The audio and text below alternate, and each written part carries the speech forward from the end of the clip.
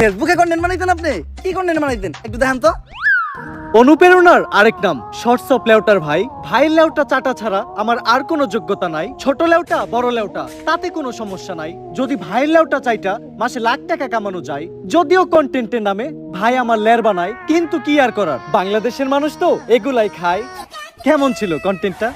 Content? এই থেকে content কই? তাইলে আমি এতক্ষণ কি বললাম? এইটা আবার কেমন কন্টেন্ট? এইটাই লেউটার কন্টেন্ট। এই লেউটার কন্টেন্ট মানে কি কোনো ইনকাম টিনকাম হয়? এই লেউটার কন্টেন্ট বানায়া আমার এক মাসের ইনকাম 40 লাখ টাকা। ভাই কোনো মতে কি আমার এই লেউটার কন্টেন্ট বানানো শেখানো যায় না?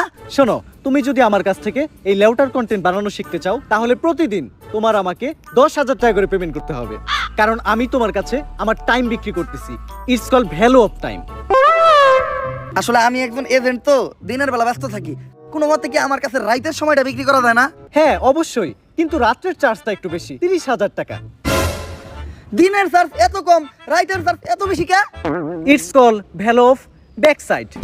গাইস, ভিডিওটা কেমন ছিল? যদি ভিডিওটা ভালো লাগে বরাবর লাইক কমেন্ট শেয়ার আর সাবস্ক্রাইব করে দেন চ্যানেলটারে।